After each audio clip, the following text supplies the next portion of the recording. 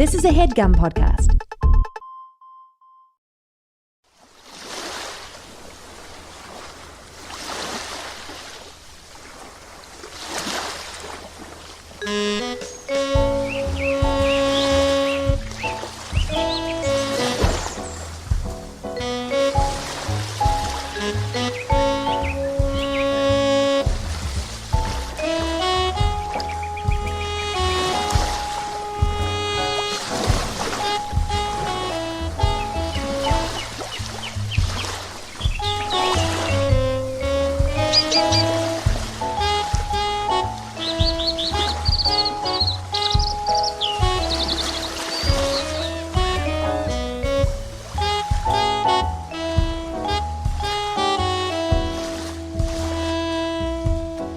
You know, I really wish that we had Steven Seagal on vacation with us to cook for us like Casey Ryback does, because the barbecue around here this vacation has been quite abhorrent.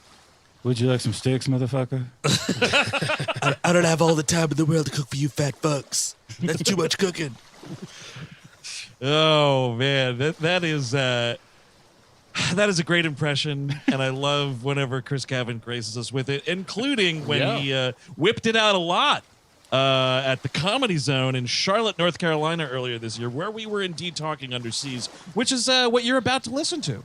Yeah, we flew in from Hawaii to talk about it. I'm going to be making some conch. I'm going to be making some mahi-mahi. That's what I'm going to be making from you fellas. Oh, my God.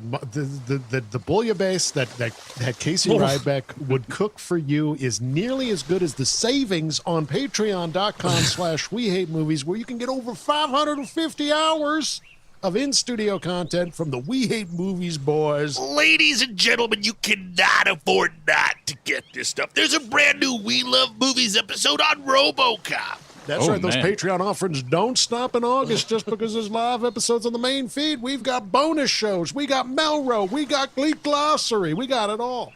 We got a new episode of Once in a Lifetime. That's Indeed. right. With the return of Eric Roberts, not as Dr. Beck, unfortunately. No, that movie is The Wrong Roommate, Indeed. and he is somehow not the roommate that would be wrong. No.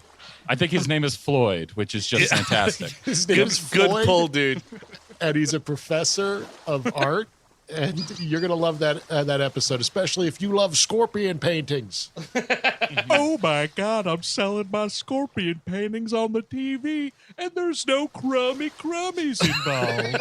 Let me ask you something. How did you not get me into Under Siege, Dan?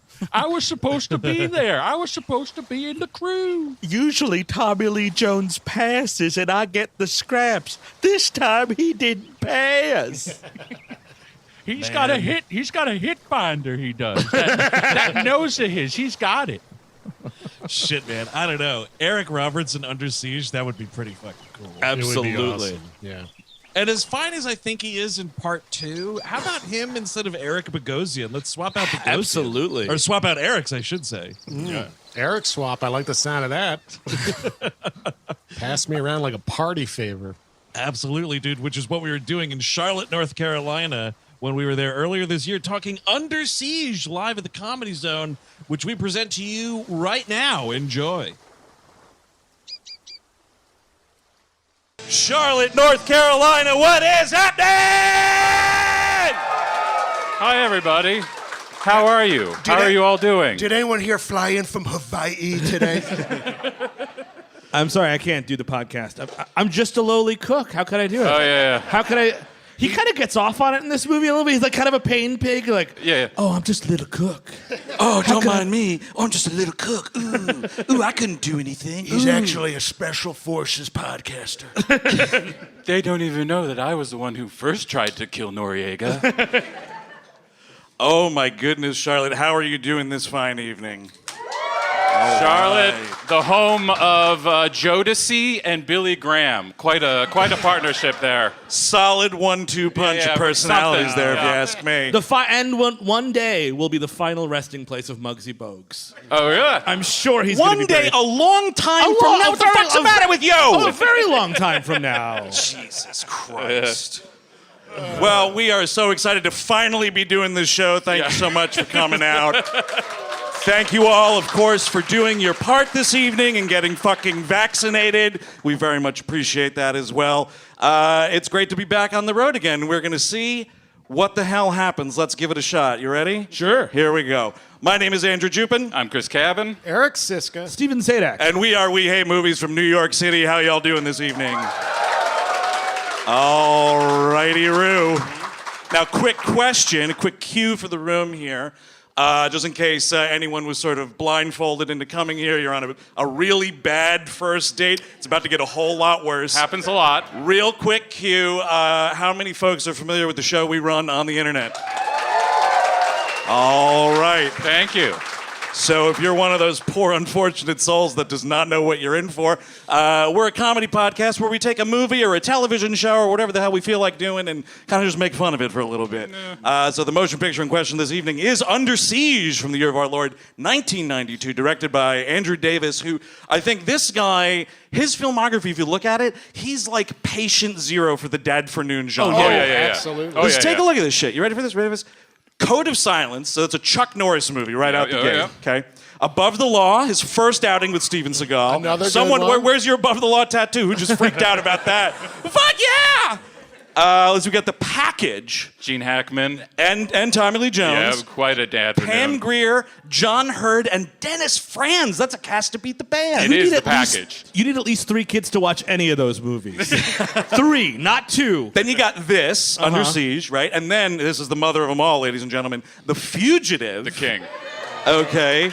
Chain Reaction with Keanu Reeves where he outruns like a shockwave on a motorcycle or something. Yeah, something like that. We'll loop back to that one in a little while. One day. Collateral with Arnold Schwarzenegger. Collateral damage, not Collateral damage, excuse me. Yeah, you're right. I'm going to hire you to be my cab driver. Yeah, you're going to drive me around. Yeah, I'm going to go around breaking necks. What are you doing? What's that wolf doing in the road? Drive around it! You know, I won't say better movie, but I will say interesting motion picture. I do like how our lives have taken a turn where we get applauded for just saying The Fugitive. Like, Yeah, it's yeah. just like we made it. It's like a little movie called The Fugitive. Wait. You don't do that like in public? No. Like if anybody says The Fugitive, I'm just like, yeah, it's great. It's Yeah, you fantastic. know it. And then the other one that nobody saw was The Guardian. Oh, Remember that right. with Costner No. and Kutcher? Also, Yes. I've seen it. It's a Dadfernooner for sure. Oh, of course, it's an action movie revolving around the Coast Guard. And Kevin Costner. The Coast biggest- Guard School, I think. What actually. are they fighting in that? Like seals? Yeah, they're fighting the Actual ocean. seals? Eric is what they're doing mostly. Is fighting the It's a ocean. mighty beast to It is slay. it's quite hard. Better movie. It's Under Siege, and instead of Casey Ryback being a cook that is actually a Navy SEAL, Right. he's actually a SEAL. It's kind of like Chicken Boo.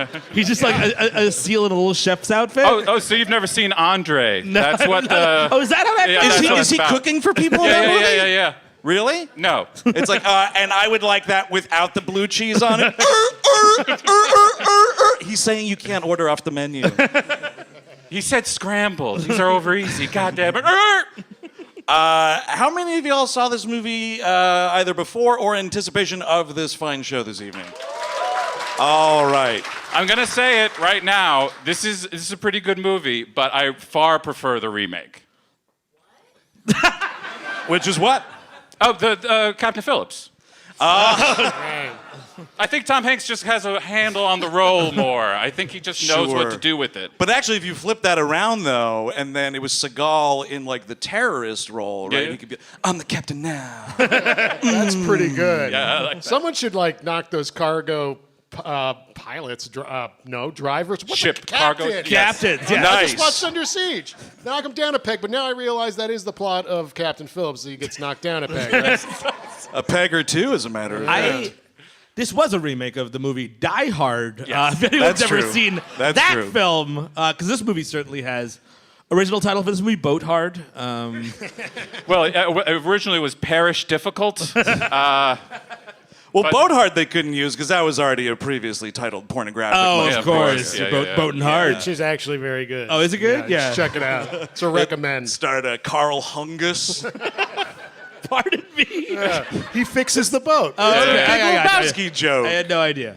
I mean, the original the original title was Dreadnought, which is a pretty badass title. It is. But this did have to fit into the Steven Seagal universe of Steven Seagal is above the law. Oh, I see. Steven Oh, Seagal sure. is. This was the best, and the fact that they strayed from it ruined his career. That Absolutely. and other things. Fire Down Below was the first one that didn't do that, and it completely fucked his entire career up. It even works for this movie. Steven Seagal is Is under under siege. siege. No, but it would He's work for marked for Fire death. Down He's Below. out for Excuse me. justice. No, wait a second, though. Steven Seagal is Fire Down Below. That just means he's really solid going downtown. Oh, that's good. Okay, He's on yeah. fucking fire Yeah, going yeah. downtown. Right now, he's twist in that movie gets gonorrhea.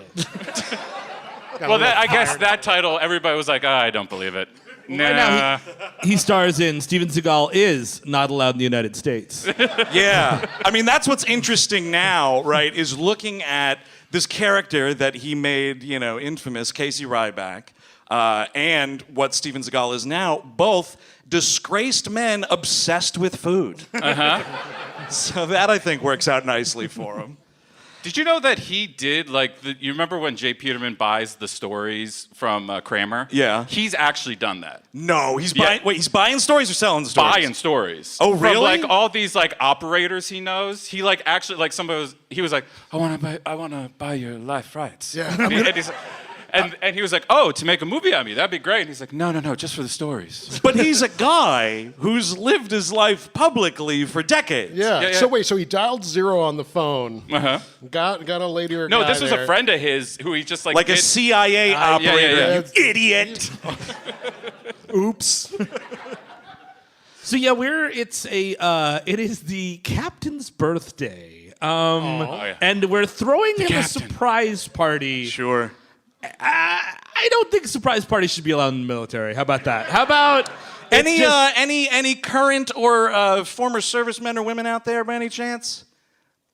Oh, good. cool. Wait, Yes. so we- All right, sir. This is real quickly, Wait, sir. wait, no, I think- All right, hey, give a round of applause for this guy right here, ladies and gentlemen. All right, sir. What's your name? Bill. Now, Bill, when you were in the military, you still in the military? So when you were in the military, surprise parties going on? No, not a lot of surprise parties. I figured as much. All right. Usually those are like attacks before dawn, right? Yeah. That's the surprise party. Exactly right. Let's have a surprise party for Private Phillips in the grenade room. Now, Bill, a lot of grenade rooms full of grenades. I just don't think there should be many surprise parties on boats. Yes. You know how you're never get on a stranger's boat? Never go to a party on a boat either, I would Yeah. say. I know Never there's get a on lot of them. never get on a stranger's battleship either. is That's what a good one. Yeah. So it's the eve of the captain's birthday. This is a real, remember that feeling when it was the last week of school and everybody was fucking off and nobody cared?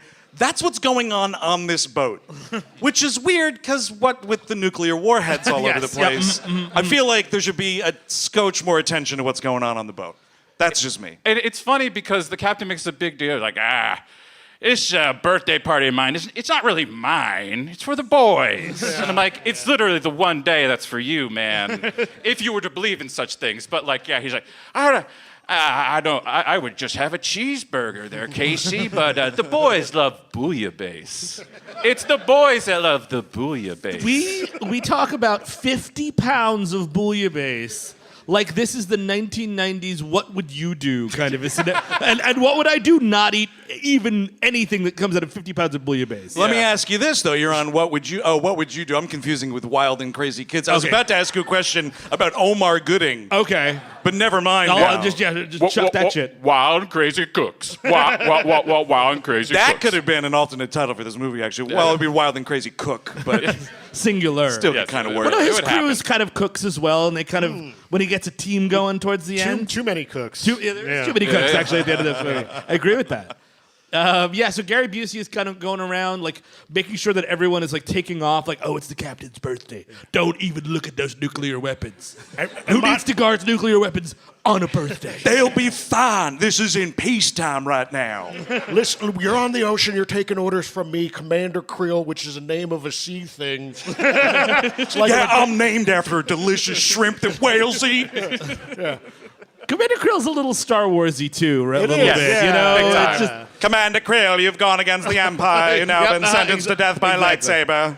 I also kept on thinking of Kroll all the time. Definitely it's Commander right there. It's Now, right oh my there. God. That's a motion picture. Gary Busey is Crow. That would have been if only, right? I would Totally. I will, man. Do you think he read for Han Solo? Probably. He probably did. It was the Probably 70s. did, yeah. I know. Never tell me they aren't.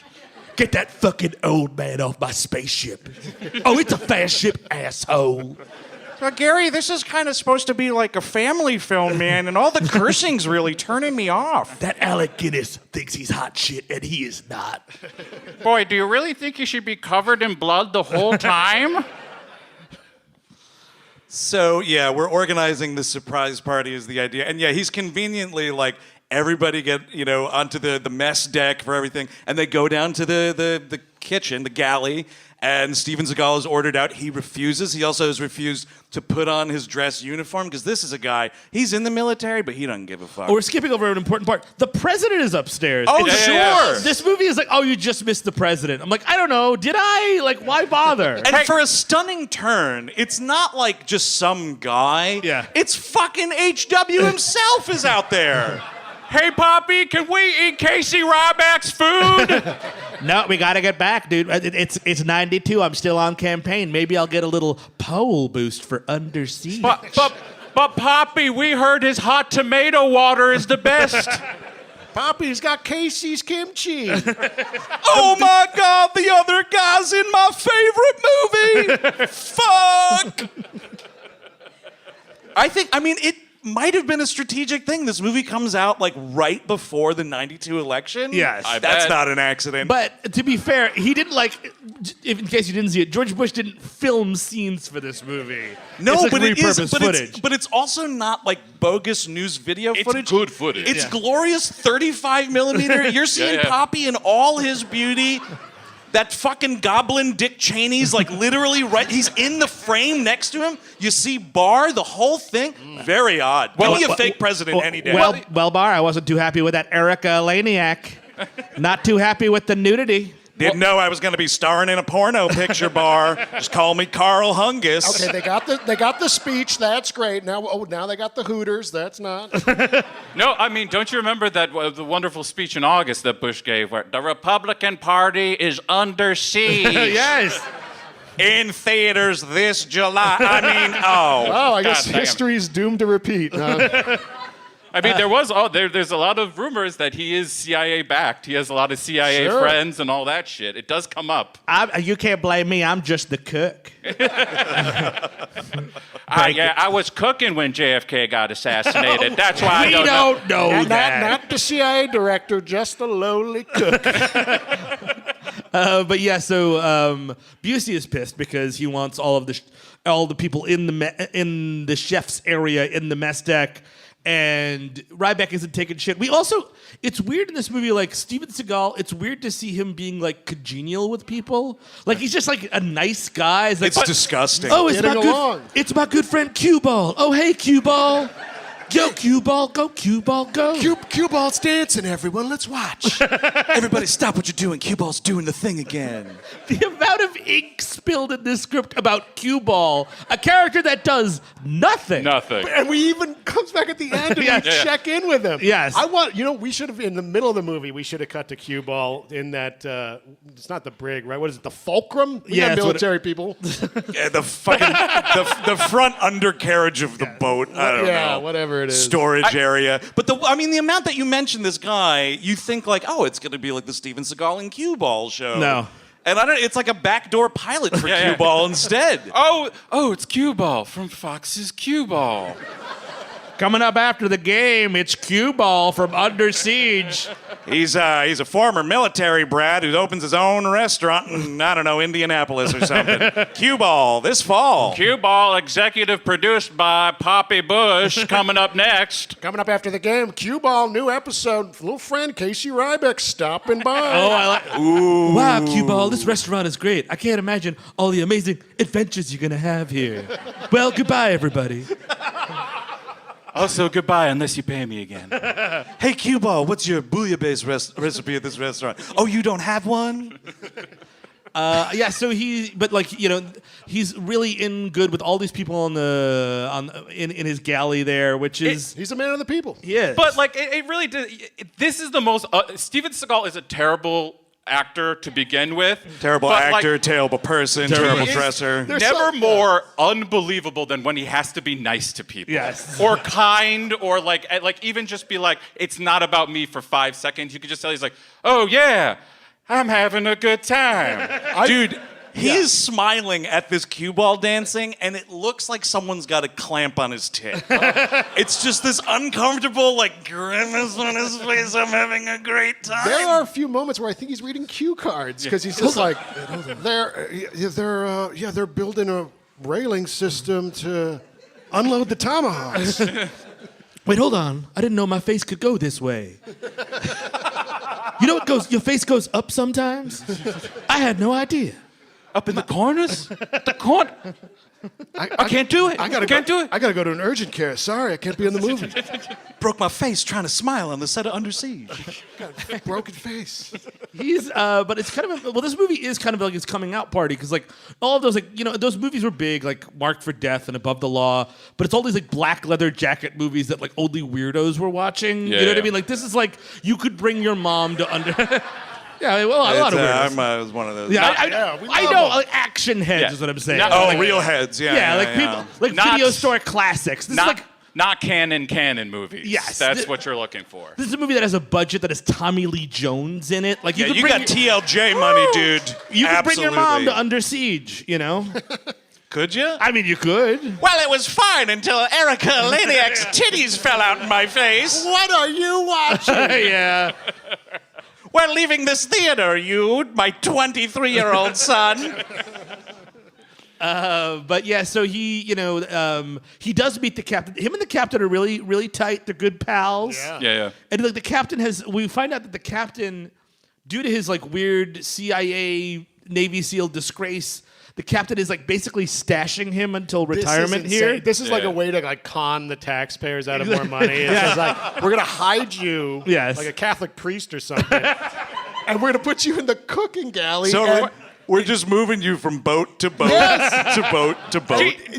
Jesus Christ, Captain! How does this cook cost $200,000 a year? Because he got disgraced in Panama or whatever, Yeah. was briefly mentioned. He's no longer a Navy SEAL because of that. But this guy wants him to get a pension Yes. Yeah. off the taxpayer dime.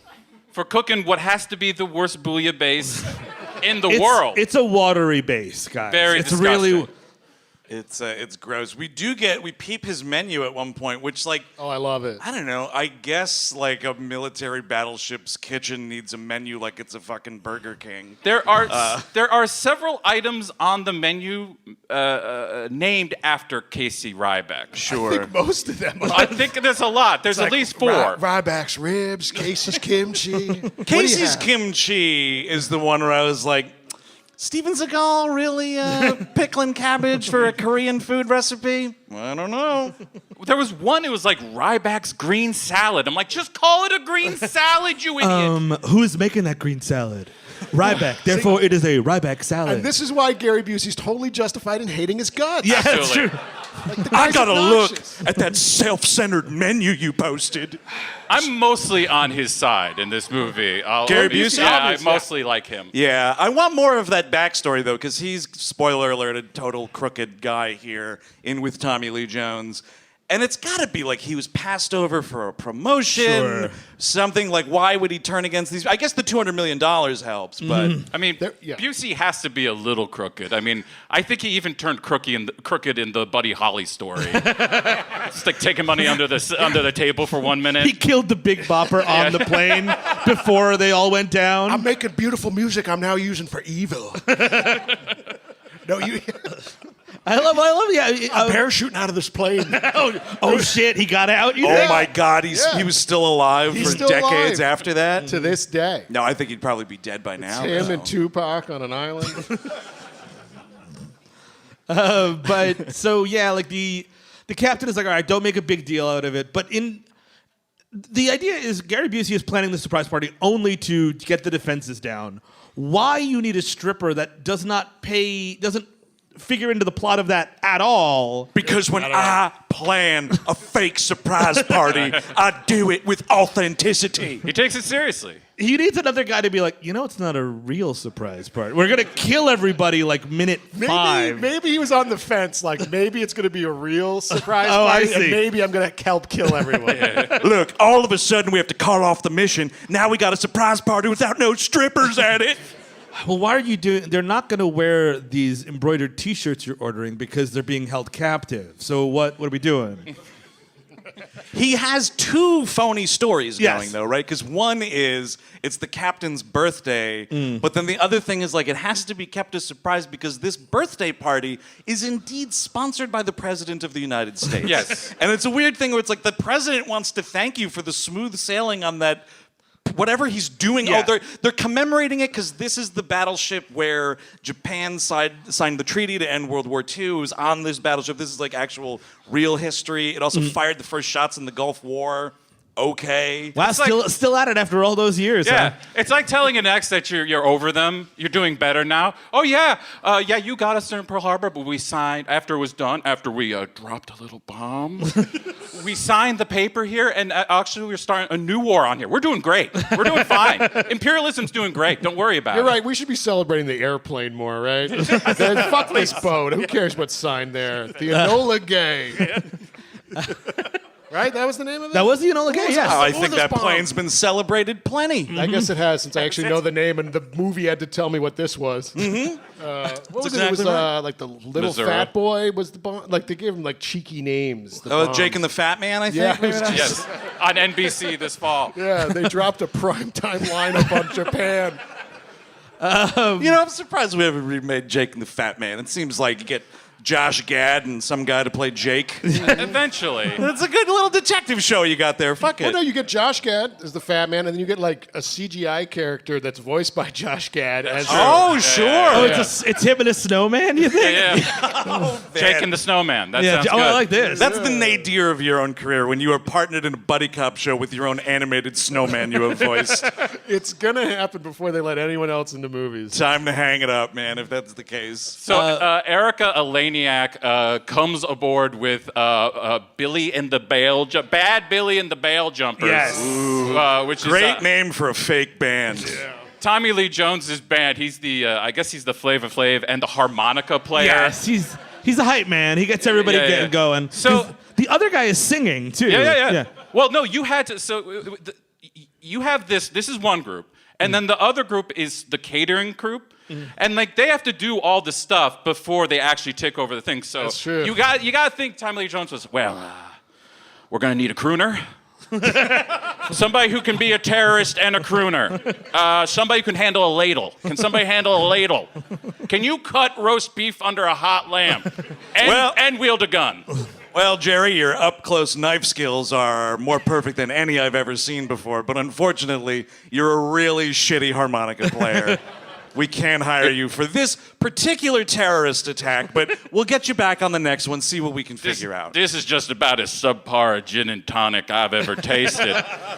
You're not made up for terrorist activity, I gotta tell you. You know what's a missed opportunity I feel for these terrorists is they have the guys. There are terrorists that are walking around serving, like past apps all over the ship, right? Sure. Poison those things. Yeah. You know what I yeah. mean? Good Then you have these guys dropping like fucking flies. Or just like shove a Benadryl in there so everybody's a little bit woozy. Sure, totally. Don't get behind the wheel of your battleship. I think it would be, definitely poison the whole crew. Like, sneak it into that bouillabaisse, maybe. And then Casey Ryback's going to be like, what did I do? Oh, he's like fucking Frank Costanza and everybody's throwing up with all the food he made. Yes. Oh, this bouillabaisse is better than usual. What is this? Put more pepper in it? But yeah, so he refuses to go to the mess deck. He wants to keep cooking because that's what the captain told him to do. But you are ordered to party down. And this is where he says, talk to the captain. Yeah, oh, it's so good. I You just got love a problem with it? Talk to the captain. Go talk to the captain. Talk to the captain. Go talk to the captain. Get that pies out of the oven. I guess. Oh, dude, and I didn't notice this, but we watched it today. They're like cream pies that are going right in this oven. It's a meringue, it looks like like. a meringue situation. They're gonna burn real fast. Oh, yeah, you got Real 15 fucking fast. minutes, dude. What are you talking about? Ooh, it's overbaked. Your terrorist cream pie is overbaked. Oh, dude, and then he just throat rips Paul Hollywood. Ooh, hey. You know what? That's why they don't allow Americans on this show. We don't take that shit. You can always find another dude who looks like a human wolf to judge cookies or whatever the fuck. It's fair. He is like a furry's dream, really. Absolutely. All the fucking and none of the costume. Exactly. How many people thought you were going to come here tonight and hear stuff about furries? A couple fuck. All right. We're having They're fun. fans. They know what they're in for. Totally. It's all fun. That dude looks like a wolf, though, He definitely. really does. And I guarantee you it's like a silver sweater under there. Oh, dude. Well, here's the thing, though. With, like, the rise in popularity of Bake Off, though, I bet you he's waxing now. Oh, really? You know, I have Big not- wax job. I have not even seen this show, but I am like super now fixated on seeing this guy with a shirt off. I don't even know who he is, but he sounds. He's this British dude whose name is actually Paul Hollywood. And he's a judge on this baking competition with this other woman, Prue. And he gets all of his nasty hair into the food. I think so, dude. There's nary a hairnet to be found on that show. No, Just saying that. I don't know. But yes, and we all presume he has a silver front. If you take if you tore it open, it would be right there. It would be like the end of Teen Wolf 2 when he walks away, there's like a silver tail just kind of wagging around. They did. This is more Paul Hollywood. Yeah, talk, please, by let's the do way. it. Yeah, that's Let's fine. go. The most recent episode we saw, this poor fuck has to come out and he's got all like made up like the Incredible Hulk. And it's terrible because he's not like an actor or a comedian or even remotely fucking funny at all. Mm-hmm. But it's awesome. It's so entertaining to be the viewer because you can just see how much he hates it. He's like, oh, fuck. So that's how they bake in the UK? Dude, they're all dressed up like Marvel characters. That's the whole thing of the show. They bake them in terror sweat. Contestants, today we will have the Ryback Challenge, where you make burnt pies. Or maybe you have to bake something successfely while under the gun of a terrorist. I like this, yeah. Yeah. Outgun them, yeah. See what happens. I'm starting a new show also called Chopped, but I kill people. Yeah, he's just like fucking judo chopping guys. That's all. Have you ever wondered how to dismember a body? Well, get ready for Chopped. All right, Casey, your basket ingredients are a nuclear warhead for some reason. Mashed potatoes. And a bunch of crushed up Dorito chips. Oh, I could use this. I could use this to take out a submarine. Yeah. Here are some plutonium croquettes. Everybody see this movie where he gets the syrup out of that warhead? Did anyone see this? It's like brown molasses. It looks delicious. I think that was some weaponry we bought from Canada. Okay. Like, oh, geez, we got syrup in another nuke head. Better sell it off to our idiot neighbors to the south. Yeah, they use it at like cocktail bars, the nuke syrup. Totally. This rum plus lime plus a little nuclear waste on top of it. Look, you'll die from radiation poisoning hours after drinking it, but tasty as hell. You will look very trendy doing it. So Gary Busey Oh, comes right. in and he spits in his bouillabaisse. Dude, And this that should is- warrant a throat chop right there. I was waiting for just it to start boiling after that happened. A little added flavor. Oh, like a witch's brew? Yeah, like yeah, it's bubbling up to the surface? Busey spit. I have new Busey spit. I like This it. could use some more toad legs. double toilet trouble, motherfuck. I like that. He spits in it, and then this is when Seagal punches him in the face. That's cool. And then It is pretty great. What is the line here? Because it's something about like, well, that's disrespecting an officer. Yes. And he goes, no, it's not, and like punches him in the face. He Yeah. goes, that is. And then he gets locked in a meat locker like it's The Shining, which is kind of fun. You know, here's the thing. I like this movie quite a bit, but better movie. He's locked in that freezer, and like ghosts from the boat start talking to him. Like some old like WW2 vet is like, oh, hey, I better come out of there, Casey Ryback. Need you to kill these terrorists. Oh yeah, I mean Seagal would have gone crazy within 12 hours though. It wouldn't have. Wouldn't need the 4 days. You know, the ending of the movie could be like a Return of the King, where there's a ghost army now helping out. Or no, at the end of the movie is the end of The Shining. It's the crew in the 1940s. It's like the, what do you call it there? It's the treaty signing, and it's a big picture, and you zoom in, and there's Steven Seagal. Oh, He was always there the whole time. you've been in the military the whole time. In the background of the captain's party, there's a guy like, great party. Yes, exactly. Great party. Fucking axe wound in his head for some reason. It seems like Japan didn't fuck around, you know? Seems like those terrorists need correcting as well. What are you talking about? Gary Busey was the actual captain. Oh man, it often sucks when we come up with clearly better movies than the actual movie. But now Steven Seagal in a haunted ghost movie, ghost boat movie specifically. And then Oh they'll yeah, do a sequel like 30 years later called like Doctor boat. Dr. Boat, I was going to yes. say Doctor Cook. Well, yours was Dr. just Boat's as dumb pretty as good. mine. But yeah, Doctor. I like how you were like Dr. Boat. No, how about Dr. Cook? Way better. All right, way show of applause. Dr. all right, let's do it. All right, wait. Dr. Boat. Or Doctor Cook. Nice. I'll give it to you, dude. I think you had it by a razor's edge. We got rid of the applause machine, unfortunately. So Yeah, we'll we never, should have kept we'll it for never that one. truly know. Damn it. The Just another phony election. yeah, so he's like locked in, and they get this dumb private to watch him. The private's not even allowed to go to the party to watch Erika Eleniak, I know, dude. It's a real bummer. It's like, oh, Private Nash, you came in on the boat at Hawaii. Now you get to watch Casey Ryback. He's a psychopath. I thought what was going to happen here, because we're stealing so much from Die Hard, I thought maybe we were going to steal from other Die Hards. Because remember at the end of that second Die Hard where they're like, oh, new guy, you weren't with us in Nicaragua where we came up with this plan, and they kill him? That's what I thought was going to happen to this dude, where it's like, oh, you didn't get here till Hawaii. Oh, my God. Well, That is incredible. Like he's like, Gary Busey's like, oh, you just came on at Hawaii? This guy is the craziest motherfucker that's ever lived. This motherfucker, I don't know how he even got on here. Yeah, this is a terrible ship. We got crazy people. Insane person. He makes all the food, by the way. I mean, just look at my face. I mean, you know how movies have like continuity experts, like that, like make sure, like, that class is this, and that Experts. his shirt was blue in the last scene. Right. This movie had like a "Don't Get Sued by Die Hard," so it was just a guy that had to watch, and they were like, "All right, in this scene, Steven's shoes fall." No, we can't do it. You know that whole scene we have in the ship Ducks? We're going to scrap that. He's just blowing an air horn every time they inch a little too close to Die Exactly. Hard. The line that Gary Busey has to this guy, he goes, he's an extreme psychopath. He hates officers. He hates America. And that's all this little turd needs to hear. He's like, that guy's gonna get locked in this refrigerator till the end of time. Yeah, This dude has awesome Andrew Davis deaths in a lot of movies, though.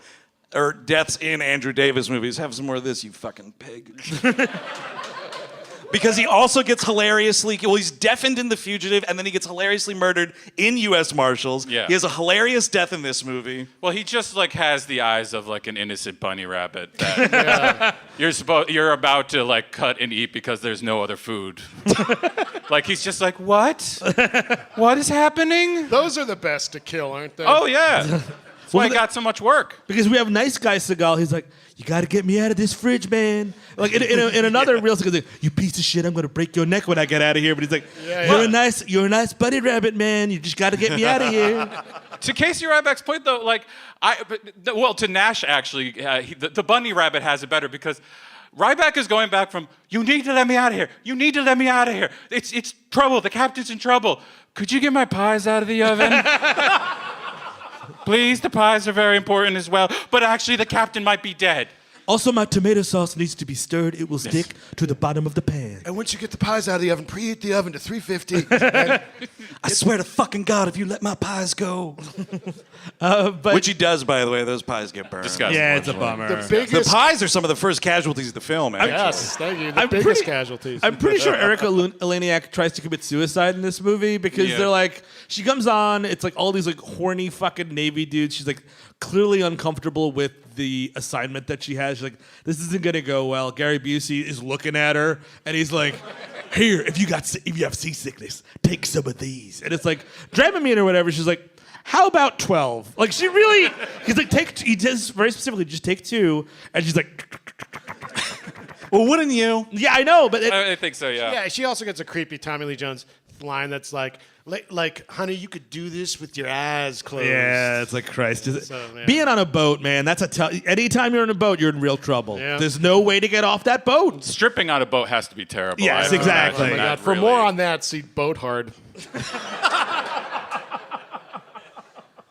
That's the idea. She falls asleep in the cake because, again, she tried to kill herself by taking like 19 Dramamine. I'm the only one that cooks for the captain. Who made this cake? What the fuck? Oh my God, this cake is made out of cardboard. The captain hates cardboard. Captain's a pie guy. Go call the captain. Talk to the captain. He's a pie guy. I'm going to go start making some paper pies. So you got Tommy Lee Jones and his band are playing this huge. I mean, they are rocking this room on this boat. Tommy Lee Jones just blaring this harmonica, man. This dude can fake play a mouth harp like nobody's business. It'd be great if they were like doing it and Tommy Lee Jones was like, just call it off. I'm having a great time. We're not going to do this. Let's just finish the set. Let's finish the set. Plan's over. We'll make $1 billion elsewhere. This is too much fun. The catering from Hawaii is actually very good. It tastes like someone spit in the bouillabaisse, though. Yeah, sadly. Everything else is totally fine. But this is where Gary Busey comes in. Like, you hear him as he gives Erika Eleniak those pills. He's like, yeah, this guy's ready for it. I'm not. I've seen this movie like 20 times, and you're never ready for it. No, you're not. So he keeps saying, oh, I got to go put my costume on. I got to go change my wardrobe. And what he means is, they're like, all right, like Tommy Lee Jones, I think, is like, now to welcome to the stage. All right, here we go, everybody. Playboys, Miss July, 1989. And like the band plays again. And here comes Gary Busey in drag. And like, Doing his best Rudy Giuliani. holy shit, I was watching my favorite movie Under Siege and I got a great idea. Donald, are you watching TV? Yes. I always am. You know that, Rudy. I perpetually have Boat Hard in the VCR. Yes, I make Eric just fast forward to all the cum shots. That's no way to live. No. No, not at all. There was so much cum in there, they really should have had life preservers on, I'll tell you that much.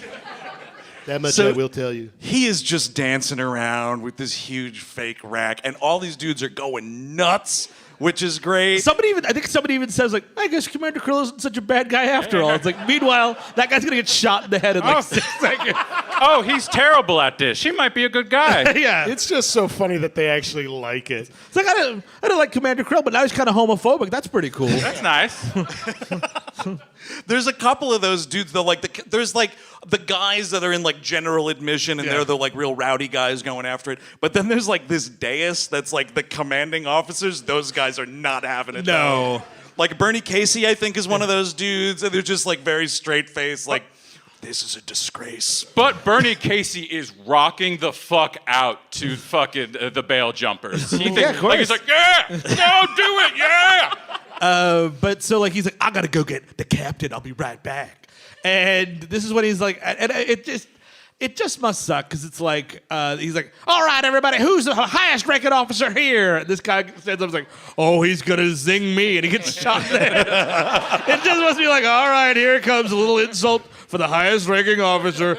Do your worst. Oh, wait until Carol hears about this when I get. Honey, I got roasted at the. It's, again, thinking about it, though, like, Gary Busey knows it's a fake party. He knows Yes, exactly. that he is about to commit a terrorist attack on his own country. Why the cross-dressing? Like, he's so concerned. I think he's so concerned about selling the surprise party Yeah. that the rest of the operation goes tits up. Well, I mean, he does. It's very jolly when he says, "Welcome to the revolution." Yes. In It the is pretty dance. great. It is a good one. So I think he is ready to take the fucking ship. But I feel like if he's doing this, though, he's the guy who then... I mean, I guess he can't because he knows who the highest-ranking member of the ship is, but, like, he pulls maybe the gun out of his bosom or something and, you know, blasts him or whatever. But instead, it's Tommy Lee Jones, like... And this is how you know it's the turn, because the guy just says, you know, it's me, but he doesn't say his name. Yeah. And then Tommy Lee Jones is like, well, it's a pleasure to meet you, Commander Green. And just rocks this dude's brain Hey, against howdy, the wall. nope. It also looks like that guy. Like I have a theory that a couple of these dudes are like some real non-actors. Sure. And this dude was like, "Yeah, I'll be in your movie," and they're like, "Cool, you'll be like the third in command. All right, sounds pretty good. And you're gonna get your brains blown all over the place." And then, this is the biggest. Now, it's a surprise party, but he brings Cole Meany with him with a tray of food. Yes. But I don't understand the tray. If you're going to go get the captain and bring him back, why are you bringing a tray of food to him? Maybe he was like, all right, like Gary Busey was like, all right, Cole Meany, listen up. We're going to go in the captain's quarters. We're going to blow his brains out, and then you and I are going to have some appetizers. We're going to have some mozzarella sticks before we do this terrorist attack. I got a better idea. Bring him that spit your base. It's the bouillabaisse that I spit upon. I want to watch the captain eat the spit your base. I always wanted to eat half of a naked body. We're going to strip the captain and lay out all this meat on him like a... Also, yeah, I just came up with spit your base. I'm a fan of a good portmanteau. Now that I shot the captain, I always wondered what his dick would look like.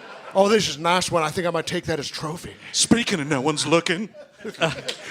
In Vietnam, I used to have a penis necklace.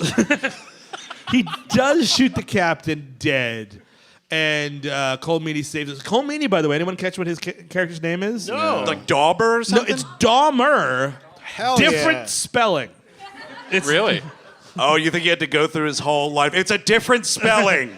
No, first of all, I'm Irish. Second of all, different spelling. And yes, it's confusing that my first name is Jeff. Yes, I'm Jeffrey Dahmer. Yes. It's with Have a your PH. jokes. It's with a PH, honestly. I'm sorry. Yes, it's like sub and dom, not Dahmer, you know. It's made doubly confusing because I also work at a chocolate factory. But I manage it. I'm not supervising the conveyor belts. I'm the manager of the whole plant. Yeah, it's not Milwaukee. It's Milwaukee, Chester, Worcester. That's a UK city name. Is it? They add like Chesters and Sires and whatever. True. Sure. They do. The guy who's guarding Seagal is like, that sounds like an awful lot of gunfire for a surprise party. Like usually one or two, most part surprise Well, he's party. kidding himself. It's not like you are hearing guns go off and people screaming like their last breath exiting their body. And this dude's like, sounds like firecrackers are going off. And you got Seagal being like, you fucking idiot, man. Those are guns. Oh my God, I've been shot! No, they're just doing shots, okay, Casey? They're doing shots up there, it's fine. And this guy thinks that like by ignoring Ryback and just doing what Gary Busey told him, he's like, this is going to score me some big points. What? I'm shot in the spine. Wow. Oh my God, we're surrounded. They must be watching Butch Cassidy and the Sundance Kid up there. But, once they take control of the ship, this is when Tommy Lee Jones is like, all right, the movie forgets about Steven Seagal for like a very long time. I appreciate it, honestly. No, we looked this up beforehand. He's only got like 40 minutes of screen time. 40 versus, I think Tommy Lee Jones is 45. So like this is technically a Jones joint. Well, I mean, he's your headlining man, dude. I mean, he was a big deal at this point. I do appreciate though that we get to know the ship. Like the ship's a guy, basically. You get to know his quirks. The ship's a guy? The ship's a guy. Like a character in the film. Yeah. Okay. This is a compliment to Andrew Davis in general because The Fugitive feels very grounded because It's he true. actually lays the groundwork. The world feels lived in. Yes. Sure. Like when they're in Chicago, it does feel like Chicago. And when you're on a boat here, it feels like you're on a boat. Oh yeah. That's right. Yes. And true. this is where Boat Hard fails. Because I can tell that you're just shooting that in the valley somewhere. Come on. But They were supposed to be on a boat, but it's clearly California. It's amazing. So he takes over the command and he's like, can I get some food in here? And he starts cutting up roast beef and throwing it to his men as if they were dogs. Like real dogs. And I would just be like, cool. They are dogs of war. Oh. Think about it. I mean, Are you pretty saying this movie's smart. really saying something? I can Pretty see smart. I can see bread and cheddar cheese. Do you mind if I actually make a sandwich and eat like a human being instead of... No, I'll just catch it in my mouth. Well, that dude has no problem. I mean, he grabs it one hand. Honestly, I've seen a lot of roast beef thrown around. That's the coolest I've ever seen it done. Billy, no, we really like the roast beef. Is there any way we could get some of that famous bouillabaisse that's upstairs? We really have been hearing a lot about Use it kind of like as an au jus to just dip the roast beef right in, right? So then you get like a soggy-ass handful of roast beef. Just shove it in your mouth. Soaked in Busey spit. How's all your mozzarella sticks and whatever the fuck? Also soaked in Busey spit. No. I know how you kids no. like it extra sloppy. My saliva's peanut oil, actually. I mean, I would take some spit from him. He's a living legend. Yes, for sure. Like in a handkerchief? I or wouldn't. like, I wouldn't want to watch him spit. His whole face would fall off. At this point, like You know what's unfortunate about that bouillabaisse spitting attack, by the way? I'm pretty sure it's like he just does like a tuh. Yeah. Like, I don't know. How about some actual spit, Gary? Yeah, Busey? Let's muster that up. He gets a lot of like. There's some boogers in there, dude. But you see nothing come out. I think No. it just proves like how great of an actor Gary Busey truly is. That's fair. I was like, that guy's spitting. Yeah. Yeah. It would be funnier if he can't, and he just had like a ball jar full. I've been shaving this up, and just pours it into the bouillabaisse. Let's move on, shall we? Yeah. Let's just like That's awful. We understand that the spit happened in the bouillabaisse. It's a thickening agent. It happened. It happened. God damn it, Chris! Shut the fuck up. It's my cursing jar. Whenever I curse, I get a spit in there. It's a little my rainy day fund. If I ever leave, I can't spit anymore. They call the Pentagon or wherever the fuck this is. It's something command center, I think, is the idea. And it happens twice because it happens here. Then when Busey makes the intercom about like, oh, we're drowning all the dudes. Everyone else in the shot is doing like we're making a prank phone call, laughing in the background. Yes. They're like, because he's pretending to be crazy. yes, Right. Much like a movie like Die Hard when It's the same exact thing that Rickman does, right? Yeah. Where it's like we're pretending that we're going to start a one world government or whatever, and then it's like, no, it's just bearable. Yes. For the money, you see. And we're going to sell the warheads off of the battleship to the highest bidder. Hey, something. Pentagon, is your fridge running? We better go catch it. No, we'll do the terrorist thing for real this time. We'll call him back and do the terrorist thing. I love this room of dudes, though. There's like the one guy who's like the CIA shithead intelligence guy, and they're like, turns out, I don't know, I haven't heard of him. This guy named William Stranix, that's Tommy Lee Jones' character. He's like, it appears William Stranix has taken over this battleship, and this dude just goes, William Stranix? Jesus Christ. It's gonna be a bad day. Oh boy. Yeah, honey? Yeah, I'm not coming home for that baked mac and cheese dinner we've been planning. Yep, our worst fears have come true. That's right, dear. Stranix, you guessed it. It's a Stranix night. I never thought it would come, but it's the here. guy that he trained to take over battleships. It's just great. Well, yeah, this guy is. There are three people that carry over to the sequel, Under Siege 2, Dark Territory. Nice. Which is a pretty good movie. Previous episode. And this is one of them. And like he's running like some Bourne villain program with like Bogosian and this guy, because like he's like, yeah, I trained him too. I guess I'm the problem here. Sorry, guys. Do you get the headaches, Eric Bogosian? I get such bad headaches. they do this thing where Tommy Lee Jones is like, blah, blah, blah, I'm going to take over the world. I'm crazy. By the way, Mr. CIA man, did you get the fingers that I sent you in the mail of the men that you said to kill me?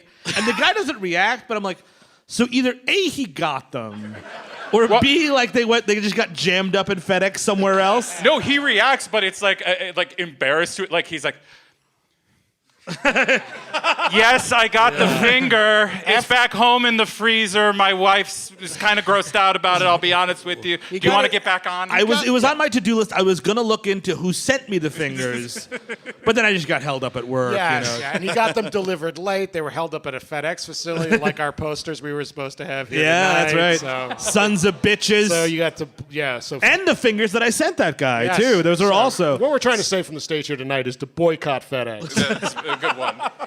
Stranix, it looks like you ripped this finger off. It wasn't a clean cut. I'm really impressed. Really impressed. Nice finger cutting. But we learn that Tommy Lee Jones' character, yes, was like an operator for the CIA, some sort of intelligence dude, and they were on a mission that got canceled, and then this guy, the old Jesus Christ guy, sent assassins to kill Tommy Lee Jones in Miami, and they flubbed it, and that's what caused him to flip. Now, here's the thing. I need those scenes of a botched Miami set Tommy Lee Jones assassination attempt. Absolutely, and just like him, like getting together with Gary Busey. There's so many rich little details I want more of. How did they meet each other? Yeah, Like terrorist Craigslist, basically? I would think so. They got to do like a 4-hour Irishman type of thing and de-age all these people. Oh, Please, totally. no. I would love it, right? You know, it could be a big epic. And like, where does the fat Russian that does the submarine driving? Where's he from? Like, let's live in this world. Well, what is the ad? It's just like disillusioned intelligence officer seeks fellow disillusioned military officer. Like again, you're going to have to do it a bunch. It's going to be like, can you serve a salad and hold a gun? Over and over. Knife skills? No, not the actual cutting. Well, actually, the cutting of the meat and cutting people, if you could. Well, it's 1992, so it's not Craigslist, but maybe like a back page kind Okay, of thing. So yeah, you're yeah, looking through the, a publication or It's something. all in the Village Voice. Yeah, it was like in the Voice or like the back of Guns and Ammo or some shit. Yeah. I met this man in a motel. I was supposed to meet this guy in a motel room to do terrorist shit, and he never showed up. Oh, now it's a missed connection. Yeah, it's a terrorist misconnection. Yes, exactly. Got it. Okay, sure. I missed the love of my life. We're gonna buy a bunch of guns together. I got a lot of these guys from Time Out, Alabama. I put on the stress for nothing. Excellent. Yeah, but we had fun there. But so that they realize, like, oh shit, I guess we left that cook that we all hate in the meat freezer. And Busey is like, I'm gonna go down there, take care of it myself. And Tommy Lee Jones is like, no. You're a main character. I have these two like nameless henchmen gonna go down, and they'll just get killed, and then we have a movie. If you go down there and kill them, we don't have a movie. But it's also important to note that nobody knows that Casey Ryback, Steven Seagal, is an ex-Navy SEAL. Yes. They really think he's just a cook. Because the captain really had him hidden. It's crazy. Yeah, We learned that files. his like intel file was locked in a safe, like behind this dude's cherished heirlooms or some shit. It had a big "Do Not Open" sticker near it. They were Especially very, very if you keen. are Gary Busey. And this is the first like real action scene in the movie. They go down, they kill the dude. These two guys kill the guy, and You're gonna kill me? Well, yeah, of course we're gonna kill you. The fuck do you think? Jesus, you stupid idiot. It's awesome though, man. Something Jack Nicholson doesn't think of in The Shining. Seagal is hiding like in the ceiling of this fridge. Pretty great. Wendy, I'm gonna hit you with a grate, Wendy. I can't believe these guys just shoot all the food. Now they have no food. Wendy, I gotta finish the bouillabaisse. Let me out. Let me out, honey. The bouillabaisse is gonna get cold. Wendy, when I'm in the kitchen, I'm working. Oh god damn it! They destroyed all the food supplies. Now we gotta order pizzas. Get the pies, Wendy. Get the pies. And meanwhile, when this is happening, Scatman Crothers is somewhere else, just like that. No, it would actually be great if it was Scatman Crothers just opens his eyes and he's like, fuck it. Yeah. Oh, that happens. When you got The Shining, that happens like 5 times a week. It's just like, some of the little kids getting killed. I don't know. What am I going to do? What am I going to do? If you got that apartment, I don't need to go anywhere. I'd just be entertaining people at that apartment. One of cinema's greatest apartments, by the way. You know you're a confirmed bachelor when you have like pornography on your walls. But here's the thing: it's not like your cheapo like cutting out of a magazine. Sure. This is like oil painting pornography Yeah, that it's he's got in that apartment. Cover of a Miles Davis record pornography. Yes. Yes. This kind of Well, pornography. it's capital E, capital A, erotic art. Sure. Yeah, it's different. Sure, Scatman. So then he starts Seagaling around this boat for a lot of the movie. We get a nice knife to the throat, which I appreciate. Ooh, totally. That's Steven Seagal very skilled with knife play. Exactly. Not a ton of knife play in this movie, which is a problem for me. The ending it's a knifester piece, I think, actually. It is. But Great portmanteau. We see some fucking carrots get it good. Oh, yeah. Dude, when he's dicing these carrots at the start, that's good knife stuff. He's chopping onions. That's He's right. I he's a can't hell do of it a that cook. fast. No, The of course not. high-octane cooking action you're talking about? Yeah, that's great. Well, you talked about Paul Hollywood, whoever that is. He I can't told chop. you he's a wolf man that judges cakes, dude. Okay, all right, no carrots. I'll talk about cakes. That man can't chop. He can Let's only split mix. the difference, dude. Talk about carrot cake. How about Oh, that? I like that. Now we're I talking. like that. I guess you're grating carrots there, not chopping them. So yeah, you can work with that. We can figure How it about out. we talk about yellow cake, right? These tomahawk missiles. Yes, there you go. There Yeah. we go. He finds Erika Eleniak because this movie needed Erika Eleniak, I guess, and like you get the nudity for no reason. I mean, It's interesting because she's the only woman in the movie, Yes. right? Yeah. I guess this was before must have had women in the yeah, in the but armed in services. the what do you call it there? The command center. There is a woman in the military Oh, there. right. But Who like, doesn't even have a seat at the table, dude? She's literally behind all the other chairs. Yeah. Well, I think that's probably Seagal. None of them. Get them out of here. I want men around here. Or very proud that the crew of the USS Missouri is a very diverse. No. No, not for my movie, motherfucker. Making some changes to the script. But like she wakes up like hopped up on Dramamine, and the music starts going, and she starts like dancing nakedly. But there's like dead people she's dead. Like it's a very creepy. Like you would see immediately like, oh fuck. Not to mention all of the gunfire It's a you had dead to have man's heard. party. You would literally smell the death. Yes, There's exactly. so many dead bodies in this room. But doesn't it take some time, right? Like a fresh kill probably just smells fine. I mean, it's been an hour, Eric. Or about. Do you A think fresh that's kill probably smells just fine. seriously, if you stumble upon a body that's been an hour dead, do you Yeah. really think you're smelling maybe the shit that comes out of it, right? All right, already. And then, does anyone know what 21 grams smells like? Well, no, you wouldn't smell it because it's left already, dude. Oh, fuck.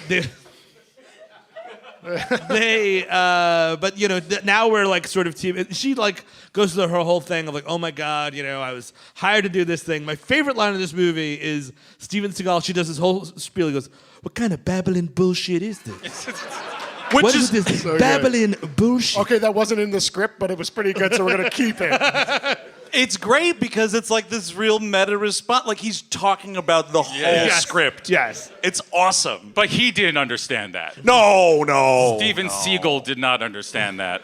Yeah, tell that story, by the way. Oh, so Steven Seagal, the reason that it's Seagal and not Seagal, how it's supposed to be said, he went to an art exhibit. Which is already just wild. stunning Wild news. stuff. Wait, did he buy this story from someone? Yeah. Oh, fuck. I thought this was a capital E, capital A erotic art exhibit. What the fuck? Anyway, he went to a Chagall retrospective. He's like, I like that. I'm just going to say my name like that now. Seagal. Chagall Seagal. And it worked. It worked, I guess. It's still just stunning that he went to an art exhibit. Yeah. He must have been lost. But so like now they're sort of teaming up, and they have. It's really weird because they have like no sexual or romantic chemistry whatsoever. They don't even have buddy chemistry. Well, Yeah. It's outrageous. they have her dressed like she's part of the Sandlot for a lot of Yes. this. Dude, this backwards hat. You got to look like a baby. You understand? Until you kill somebody, then you're not a baby anymore. But until then, you're a baby. What do you mean? You're a Playboy model and you've never killed anybody? Baby.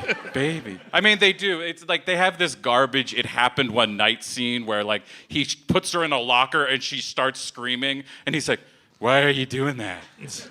I mean, Steven Seagal putting a woman in a locker is just like that's a little too Yeah, close who for would- home, man. Well, it's better than locking him in his basement or whatever the Yeah, fuck that exactly. story was Yes, about. yes. And those were stories he didn't buy. Yeah, no, Actually locked people those in are his stories he couldn't give away, dude.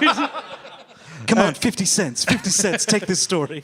I mean, it's that. Yeah, he's living in Russia because he is upset with the government, not because he's wanted on a lot of shit. Yeah.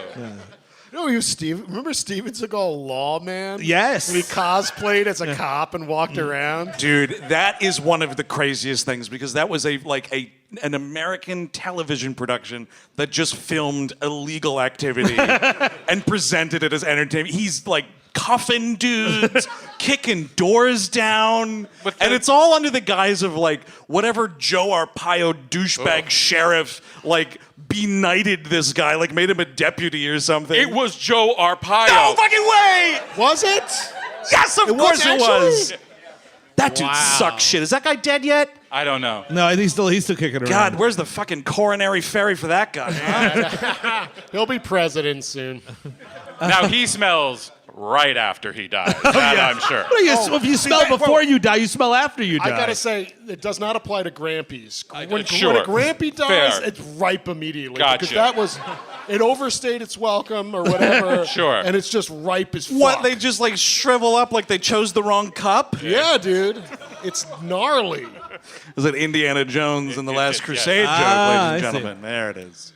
I'd like a movie where the Grim Reaper is in the middle of an action movie. Like he's just, it's this movie, but there's like literally like a William Sadler-esque Grim Reaper going from like, fuck, I gotta go back to that ship. Another person died? Well, I don't think you're going to get better than Last Action Hero. I Oh, think that's you should true. give Yeah, up that's a right good now. point. Oh, Yeah. totally, yeah. Ah, damn it. But Sadler in this movie in some capacity, speaking of Die Hard 2. Like, again, yeah. that the air horn would go off. You can't have Sadler in here. That's true. You gotta have William Sadler in this movie. He's gotta have his pants on. Wait, you're stealing from the second one now? Okay. Well, no one saw that, so we're good. But yeah, he's just doing, they're both going together. She is just like excited. Like, it's one of those things where, like, I don't know, if I saw someone kill someone, I'd throw up. But she's like, yeah, get him. Yeah. I'd be like, holy shit, that guy used to be alive. You shot him and now he's dead. You watch his 21 grams sail right off this boat. I mean, it was this fellow was born, little baby, cherished by Yeah, his totally. parents, breastfed or not, raised up. Thank you for clarifying. Through- it doesn't matter. We don't know. Are you telling me the plot to Boyhood?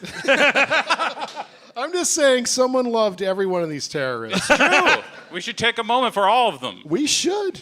I think. I do love. There's a great. It might be my favorite line in the movie where we're still at the locked in the closet thing. I guess. Yeah, Maybe sure. but she says something like, "Oh, I don't like being locked in tight spaces," or something like that. And he goes, "Yeah. Well, do you like being dead?" Well, I guess face between the two, getting stuffed in a locker or dying. Yeah, she hasn't sure. tried it yet. How can she decide? It's a real binary choice, a 1 or a 0. Do you like this or you like being fucking dead? I mean, if you spend a lot of time around Steven Seagal, Yeah. I mean, it becomes a harder choice. Yeah, there. that's how he asks ladies out. Actually, there's an almost bigger LOL like in that same scene where it's something about like her holding a gun or something like that, and she is offended by what he says, and he goes, "Oh, what are you talking about? I support women's lib," and I was like, "The fuck you do." Look at this cast. The fuck you do. Oh no, I meant women's lips. By I the way, support lips. she asks him like, what? Like there, he finally finds her. She was almost killed, and she's like, "Who are you?" And he's like, "I'm just a lowly cook." He's like Yes. throwing himself a pity party in the middle of this. I'm just a cook. It's not like I almost killed several world leaders. No, just a cook. He gets off on it, man. Oh, I'm just a lowly cook. Oh. And like, what? This lady is like screaming. You don't want to tell her, yeah, I can kill 100 people. Yes. Don't worry, I got this. This is fine. It does wind up leading to his most boss line of the entire film, though, where like he lays waste to a ton of dudes or whatever, and she's like, "I thought you said you were just a cook," and he like cocks a gun or some shit, and he just goes, "Yeah, I also cook," and I was like, "Smells like a trailer line to me." It sounds like I it. like that. Meanwhile, yes, we find out the whole army is looking as like, oh well, Casey Ryback's there. He'll take care of everything. You know what I mean? Like, Oh, did you say Casey Ryback? He's the greatest we got. Where's he been? people like out of nowhere, like walking in from other rooms. Did you say Casey Ryback? Oh, I love that guy. It is awesome. Like the one commander like says to the admiral or whatever, excuse me, do you know about Casey Ryback? And the guy's like, shit, yeah, I do. He's on that boat. We're saved. There's only one person in the Navy we respect more than Casey Ryback, and that is Cue Ball. Find out what adventures he's up to this fall on Fox. Cue Ball, the show. If Cue Ball wasn't already detained, that ship would be free. Ernie Hudson and whatever actor plays Cue Ball tonight on Cue Ball. Dude, yeah, more roles for Ernie Hudson, man. Please. I'll tell you My man. what. I'll tell you what. One of our like fave pastimes when we're on the road, is hotel TV, right? Because you are just beholden to whatever is broadcast on this garbage television system, right? Had Ghostbusters 2 on this afternoon. All right. I'll tell you right now. In that courtroom scene, why does Ernie Hudson not participate in the busting? It's fucked up. He's a second-class Ghostbuster, and I don't like it. And I disgusting. do not like It's it. disgusting. And I'll tell you right now, because he's in this new one, this fucking afterlife nonsense. Yeah. The only reason he's there is because Ramus is dead. I guarantee it. He better Not be the fact that busting. he's the best Ghostbuster they ever had, but because one of the other ones who played a Ghostbuster is 6 feet deep. If you have people in the movie, they should be busting. Totally. it's true. You know, like Boathard didn't have that problem. Everyone in that movie seemed to be busting. Carl Hungus, the rest of them. I gotta track down a copy of Boathard. I really do. Stunningly, it was only released on VHS. Oh, it's real. But worth a peep.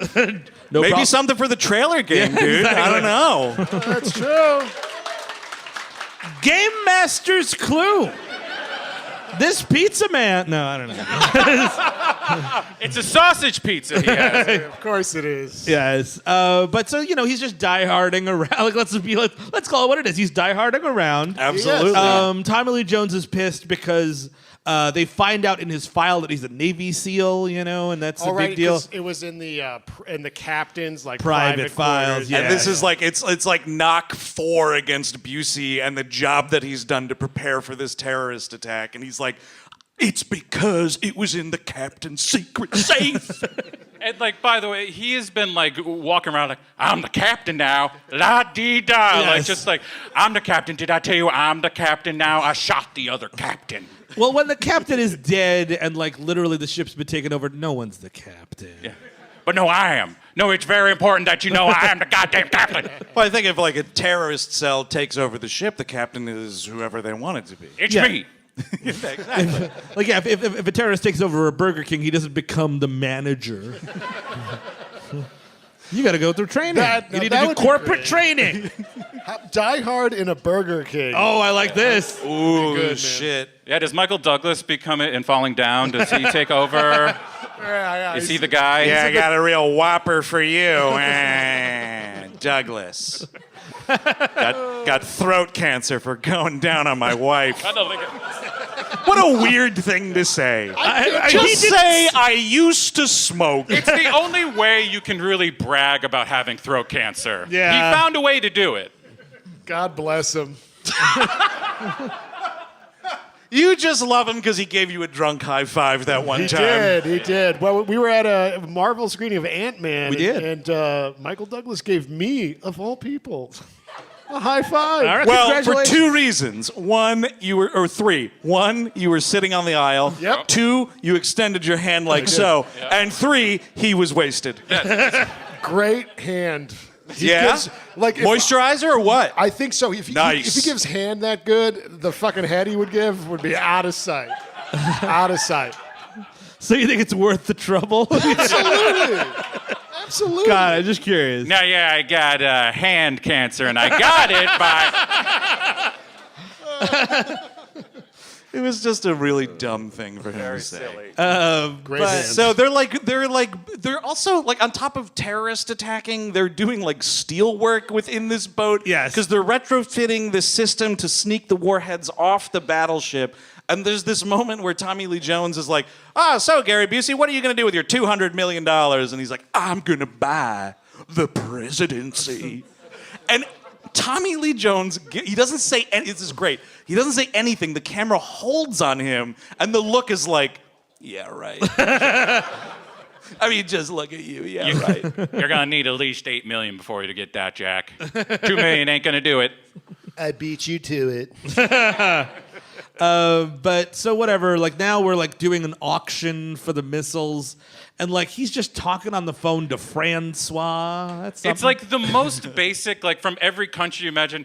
It's Francois from France. what It's now- Luigi from Italy. What would Francois want to blow up? A vineyard he didn't like or something? I guess he would threaten to blow up that vineyard and get the money back. It's Muhammad from the Middle East. Yeah, totally. Not expounding anymore on No. that. No. No. And there's some more action. He Seagal blows up a helicopter. That's Massive Die Hard. This is where I was like, Did no one at 20th Century Fox see this movie? Because the lawsuit is right there, ladies and gentlemen. Not only is it a helicopter exploding, Steven Seagal jumps off the boat holding a thing and slams against the side of the boat. The guy, the Die Hard guy was sick that day. He was Oh, yes. Oh, fuck, there should have been an air horn during that scene. well, no, they're like, oh, he's sick. Let's do the whole Die Hard thing. Only today. Take your shoes off. Steven, take your shoes off. Take your shoes off. Step on that glass right now. No. You see, theirs is the helicopter blows up on the roof of a tower. Ours blows up on the roof of a boat. Dun dun dun dun dun dun dun dun dun dun dun dun. Buddy, familiar with that Vanilla Ice explaining why he didn't plagiarize that tune? It's the best. Man, that's a great moment caught on film. Always comes in To there. be fair, in Die Hard, he says, ho, ho, ho, now I have a machine gun. Because it's the captain's birthday, I wrote, happy birthday, I have a machine gun. See? In the clear. Oh, it's such a rip, man. Yeah, so that happens, and so they're like on to him now. It's like, oh, there's definitely someone on this boat messing with us. Call Meanie's about to blow him away at one point, Yes. and then this is Erika Eleniak just shoots this dude right in the back.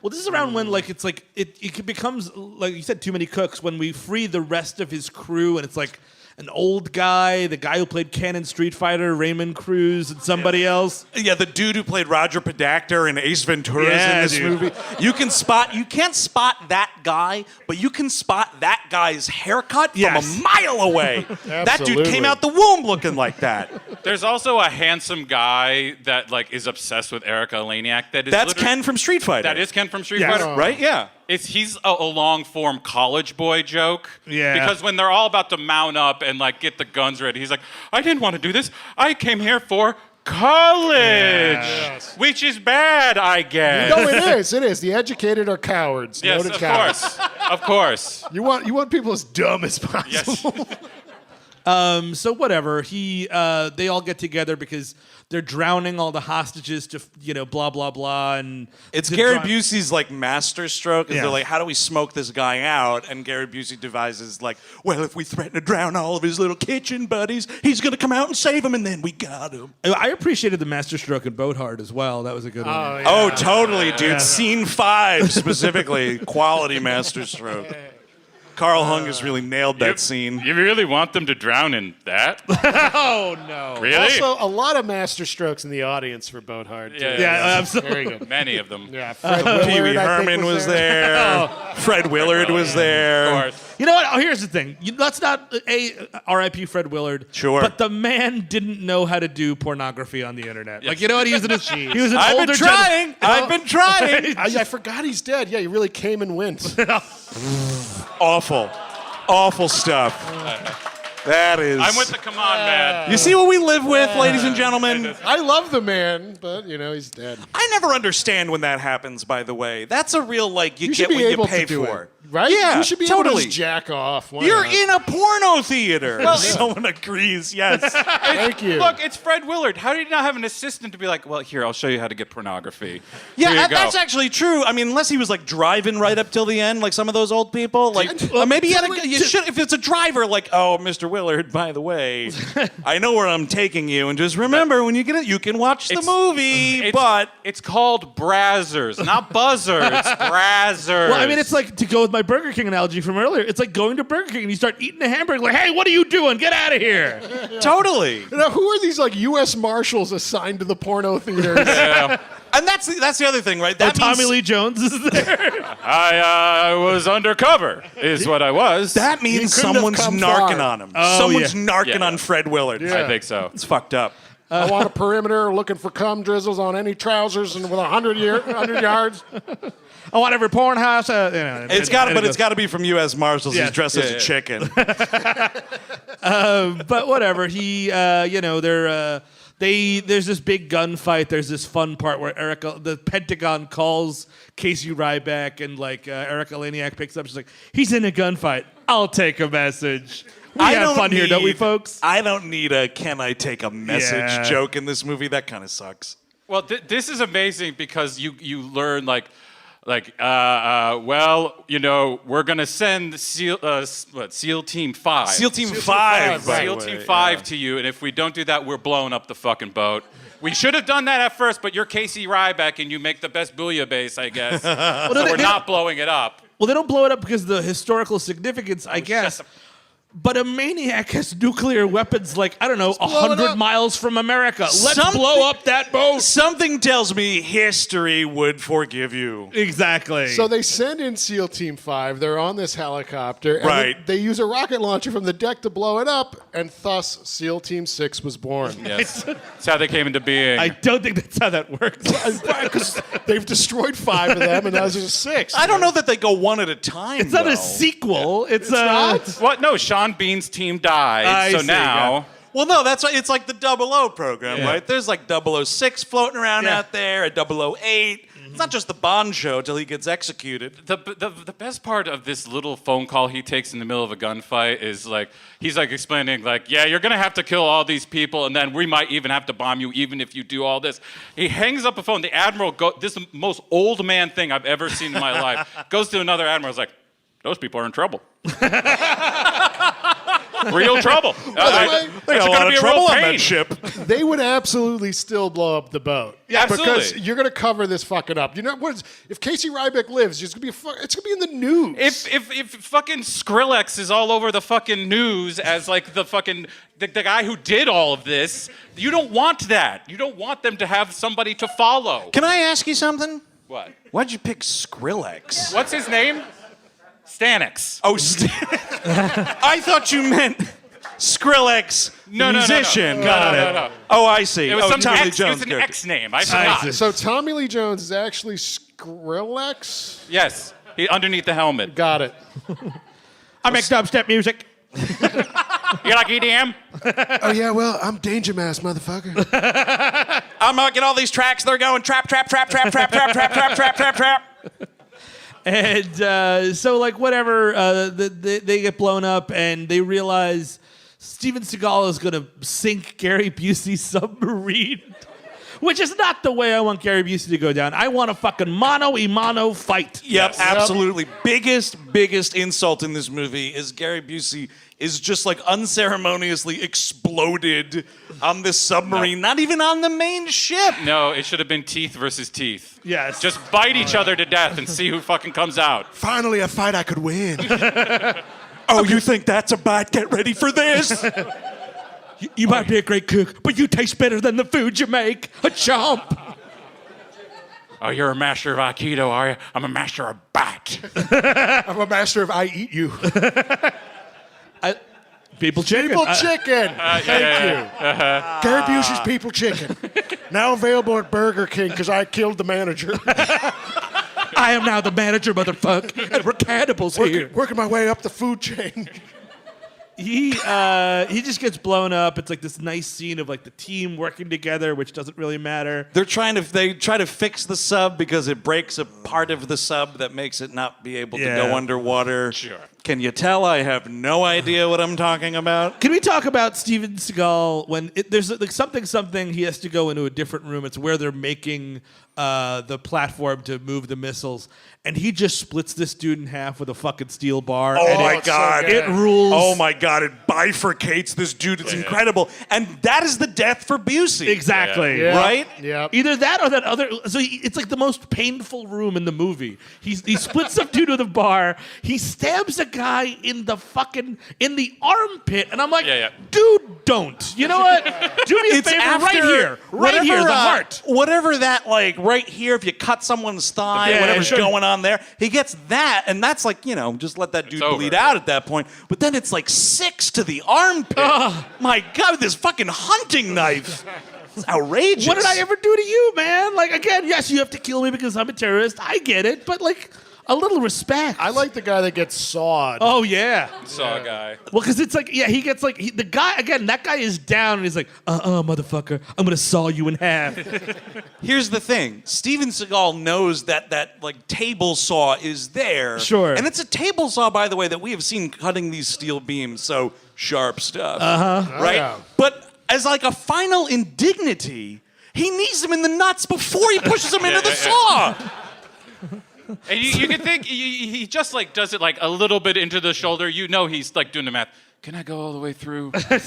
I have the time to cut this man in half. I would have preferred a full push through. That would be you know. nice. I would prefer in my last moments on this earth, again, terrorist or no, not wanting to throw up. You know what I mean? Like, I'd like Just straight for the saw, dude. Exactly. They've ruined his bouillabaisse. He's enjoying this. Yeah, that's okay? true. They will hurt. They Yeah. will hurt now. They will know pain. That's how I motivate myself to kill all these terrorists. I just pretend all of them ruined my bouillabaisse. Elaine, there's like they start doing stuff like this. At this point, one of the missiles that they fire off deafens Tommy Lee Jones, and he goes full on crazy here. This is a weird, I don't know what he's doing in this movie after this point. Like, one of these rockets launches off, and he goes flying back. It is a pretty great effect. Sure. Tommy Lee Jones, like, sliding across the deck of this ship and whatnot. But, yeah, now he just, like, before it, you can see, when you watch this performance, like, oh, this is kind of the same stuff that he was channeling when he played Two-Face a few years later, right? Yeah. In Batman Forever, right? He goes full Two-Face in this movie right after that point, but he doesn't have a fucked up face. His ear's just bleeding. That's like the only effect you have. I will say I do appreciate that they do keep with it though. An injury like that on Jason Momoa, and he's like, whatever. Yeah. Fuck it. Yeah, that's true. My ears are fine. But so now he's gone full crazy, and this is when he's going to nuke Honolulu, and it's really Sure. exciting for him. And again, I think one of the guys in the Pentagon room was like, "We'll just blame that Casey Ryback," and I'm like, "Okay, great, love but that. Honolulu is in cinders and on your watch." So I guess the idea is like the CIA doesn't want to admit that Tommy Lee Jones was trained by them and took over this thing. So we're going to Right. say this disgraced Navy SEAL who's now a cook took over the ship Yes. and nuked 1 million people. Well, I assume they would make up some story for Casey Ryback, like he was a secret terrorist as well, and he was terroristing the terrorists. Dangerous loner. Exactly, something like that. And you could probably toss Busey into that too. Oh, sure. You don't want anybody to know about Tommy Lee Jones because those are like secret programs. But like Gary Busey, he's like a publicly facing military officer. You know, you And they throw don't- him under the bus. It was a double cross on a double cross. Anyway, CIA good. Shut up. Goodbye. A large tooth man nuked Honolulu this week. We found their corpses biting into each other. But Somewhere around here is a great kill that we were saying earlier today. This could have gone to Busey. Yes. There's like some no-name guy that Steven Seagal like punches in the stomach and then rips his throat out of his Oh, the body. throat rip. Roadhouse special.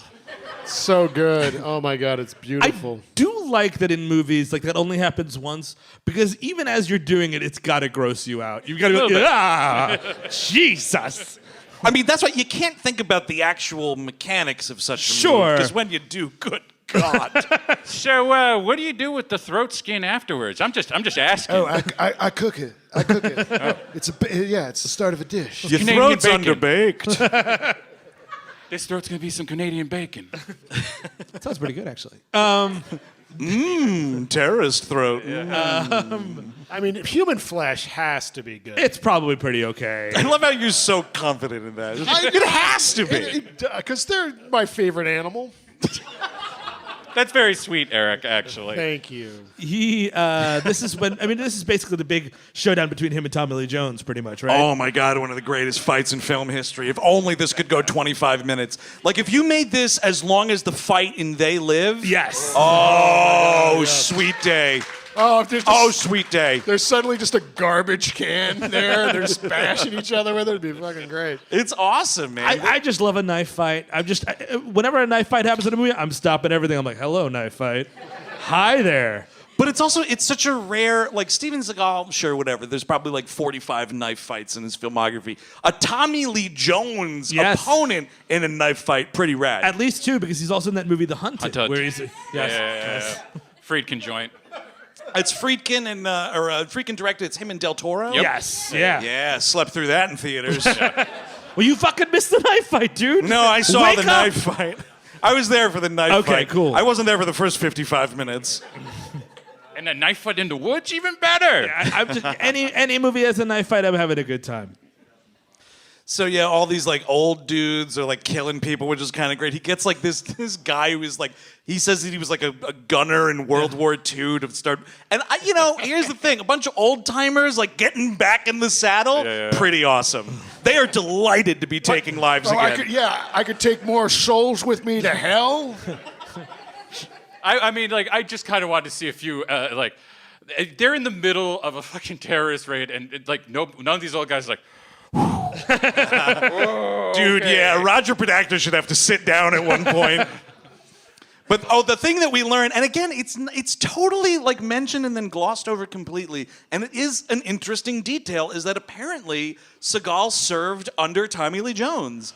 They see him, and it's like, he says something about like, oh, I didn't expect to see you here, or whatever, and he's like, that's right, sir. And I was like, oh, commanding officer situation? Is it that kind of a sir, or is it just like a real asshole, like, hey, sir? We really don't know, right? Did he help take the sub? It was just like 3 months ago. I was in a different place then. Now I'm a cook. Oh, that's right. Tommy Lee Jones was hired by our own government to like decommission North Korea trying to rebuild a French submarine, and he just stole it. Yeah. They're like, why?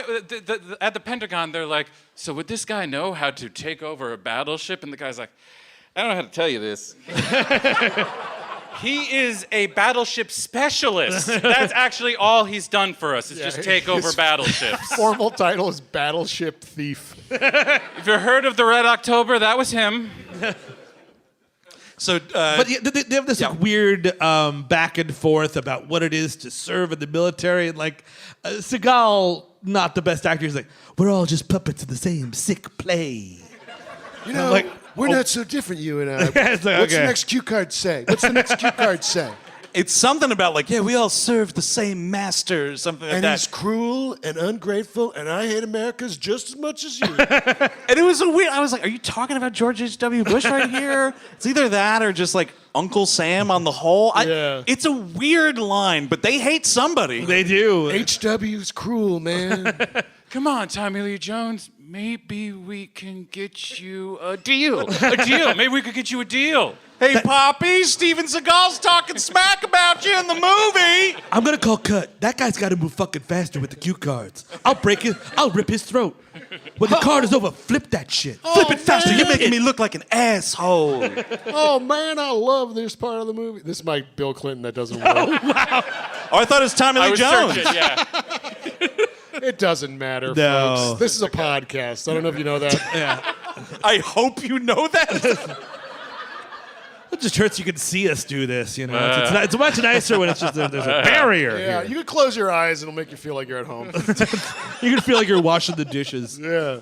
The big hologram face was supposed to be here out this whole time. We were supposed to be back there. Mm-hmm. But greatest death of all time, or one of the. It's like in my top 10 movie deaths, I think. Tommy Lee Jones. Man, is this awesome. Ooh, baby. This is like a fake head, right? Like there's like a... Oh, sure. Totally. It's right out of the Prowler. Oh, yes. The eye first. Yes, he does the thumb in the eye. You know what's more boss first, though? Like, Tommy Lee Jones has this, like, butcher knife. He's ready to Michael Myers the shit out of Seagal right here. Steven Seagal takes this knife in his own mouth. Yes.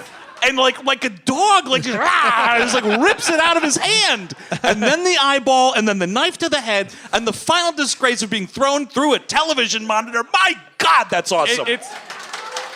You want to know how I got these scars? I got them by biting a knife one time. Truly a sampler platter of a death. Just you get all the good stuff. It is really, dude, yeah, the mozzarella sticks, the potato skins, the jalapeno poppers, they're all there in that phenomenal. death. To Eric's point, though, I do want whatever dummy that they made for Tommy Lee Jones' head. Yeah. I would pay like fucking $20,000 for that. Yeah, well, good luck, man. That's at the Charlotte Planet Hollywood, man. Got that fake Tommy Lee Jones head. Someone stole the knife, though, so it's just a weird Tommy Lee Jones head with a hole in it, man. Do you think memorabilia? I would make any trip to see that, and any Planet Hollywood to see that head. Did you guys ever get one of those fucking things when they were around? No, Charlotte never had one. Charlotte Huh? never. That's too bad. Myrtle Beach. I went to that Myrtle Beach one number of times. I'll tell you what, nude Sylvester Stallone frozen in jelly as you walked into the restaurant. Look, you want to make people hungry. What are you going to do? Yeah, man, I look up at my own naked body frozen in jelly and I think, spicy chicken sandwich immediately. I told you, human flesh. It's got to be good. And they just look up at him like, "Do they serve cake here?" You know what? I was always pissed off that they never asked me to be an investor in Planet Hollywood. I'm going to call up Jackie Chan and Dolph Lundgren and do Galaxy Hollywood. That's even better. I think Jackie was involved in Planet son of a Hollywood. bitch. Yeah. Yeah. Because there is a great, I think it's somewhere, there's a fabulous photograph of a legendary action star, Jackie Chan, wearing like a Planet Hollywood Hawaiian shirt to Nice. some ribbon cutting horse shit. Oh, it's a great picture. They didn't like my idea for Dungeon Hollywood. I really pushed it. Arnold wasn't into it. Look, it's one of my sex dungeons. It's in a basement, but it's got a bunch of memorabilia everywhere, man. So we'd have to go down the list for Galaxy Hollywood. It'd be like Dudikoff or Oh, something. dude. Yeah. Oh, shit. Now dude. it's just not even a No, restaurant. it's just like, so it's a knife and it's from what movie? I don't know what that is. So it's just a knife. Okay. Maybe we get that Liam Neeson kid. Maybe he'll be an action star someday. Who Oh, knows? cool. Your sweaty t-shirt from American Ninja 4. That's great. Liam Neeson's wardrobe from Krull. Oh. That'd be perfect because perfect. he's in Krull. Ooh, People. there we go. So this movie's just about. Oh, was Liam Neeson in Kroll? Is that what you just said? Yeah, he was. Yeah. Trust me. Yeah. he Oh, is. he's in Kroll. I have. He's definitely in Kroll. My I've God. seen Krull a bit. Yeah. He's yeah. young. We end with Cue Ball is released from prison. Thank Cue God. ball, cue ball, cue ball. Coming up this fall, it's Cue Ball. Find out what happened after he got released from that closet or whatever. And he's like, "Hey man, you want me to do a move?" And he's like, "I'll show you a move. I'm gonna forcibly make out with Erika Eleniak," and she has Dude. no idea it's happening. Dude, that was what you call a Seagal surprise, It was- my friends. He They- just it- grabs her by the back of the head and is like, what is yeah, show us some of the moves. Here's one move. Wow, the gall of that guy. Seagal. I mean, but And I mean, she makes a face like she just licked the bathroom floor. You when can he see fucking- this poor woman swallowing vomit, and she's like, why did I ever leave Baywatch? Ooh, sexy. Ugh. Even Hasselhoff never pulled that shit. they clearly become an item because she's also at the captain's funeral. Dude, this tacked on, everybody's got a different haircut fucking funeral scene. Get out of town with this. It's awful. I mean, the only thing is, like, you realize, like, Casey Ryback has indeed grown as a character. Like, this is some great screenwriting here. This Because he's is. wearing the dress uniform, right? The dress uniform that he poo-pooed at the beginning of the film. The captain is now murdered. Yeah. He's going to put on the uniform. And I got to say, Steven Seagal in this dress uniform, not too shabby. Well, the 1992 Seagal, it's all right. If I had that many ribbons, I'd wear them to bed. That's what the captain says I mean, to him this earlier. was way before he started wearing like only designer parachutes as his. I mean, it's been bad. He's been widening for quite some time now. I don't even think he's been getting fat. It's just wide. But think about the force that can bring. Oh, yeah. Unbelievable. He kicked you through a fucking something. Yeah. There was something, I think... So, you know what, dude? You know what? Hey, I got nothing else. Excellent. Well, there was some video that got passed around, and it was like he's still got it. And it was Steven Seagal, like, kicking some tiny guy over. And I was like, well, of course, he's still tall. Like, what? Got what? A foot? He's just going to the Russian Safeway kicking people. Yeah. He's still got it. You know, if he's listening to this, I just want to let him know. Come back. Come back to the United Well, States. we should mention All's briefly, forgiven. I mean, they're talking about this, like, reboot that, like, literally just got announced a couple days ago. Because of this show, everyone was so hyped. Yeah, that's Did exactly they get Tom right. Hanks back? No, not Captain Phillips, you see. I'm okay. talking about Under Siege, the film we've been okay, speaking about for an hour and a half. Okay.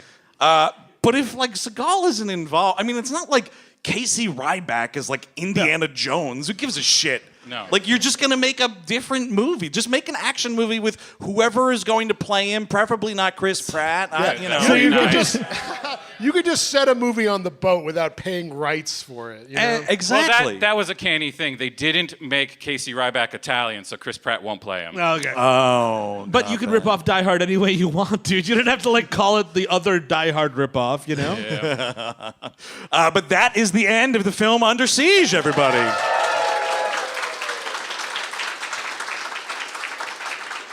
So we are going to have to wrap it here, but we want to thank you all for coming out very much. Give yourselves a round of applause. Thank you guys, really. Yes, thank you so much. We've had, we all collectively as a human society have had a really shit-ass 20 months.